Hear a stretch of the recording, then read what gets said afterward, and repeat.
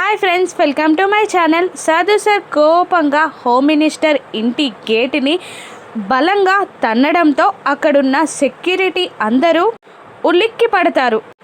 యోగా చేస్తూ ఆసనాలు వేస్తున్న హోమ్ మినిస్టర్ ముందు కూర్చుంటాడు సాధు సార్. చిటికలు వేసి డిస్టర్బ్ చేస్తూ ఉంటాడు సాధు సార్. ఇక కోపంగా చూస్తూ ఉంటాడు హోమ్ మినిస్టర్. మళ్ళీ సాధు ఇలా చెప్తూ ఉంటాడు, మీ బామ్మర్ది అభిని అరెస్ట్ చేశాం.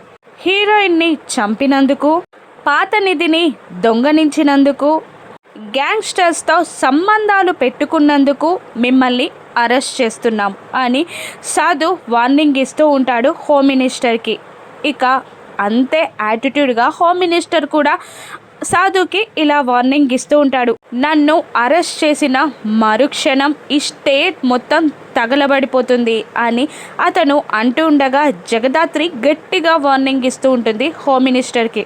అసలు గడ్డి పోచ కూడా తగలబడకుండా మా పోలీస్ పవర్ ఏంటో చూపిస్తా, నువ్వు ఏమి పీకలేవు అన్నట్టు జగదాత్రి హోమ్ మినిస్టర్కి వార్నింగ్ ఇస్తూ ఉంటుంది. అప్పుడే హోమ్ మినిస్టర్ మొబైల్ కూడా రింగ్ అవుతుంది. సాధు సార్ ఇలా అంటూ ఉంటాడు, స్పీకర్ ఆన్ చేయి అని హోమ్ మినిస్టర్ని అనగానే స్పీకర్ ఆన్ చేస్తాడు హోమ్ మినిస్టర్. అటువైపు నుండి హయ్యర్ అథారిటీ హోమ్ మినిస్టర్కి ఇలా చెప్తూ ఉంటుంది, ఆ అమ్మాయి పక్కా ఆధారాలతో అన్నీ కలెక్ట్ చేసి నీపై కేసు పెట్టింది. ఇక నువ్వు చేసిన పాపాలకి ఎక్కడికి తప్పించుకోలేవు. నిన్ను హోమ్ మినిస్టర్ పదవి నుండి డిస్మిస్ చేస్తున్నా అని హై అథారిటీ హోమ్ మినిస్టర్కి హుకుం జారీ చేస్తుంది.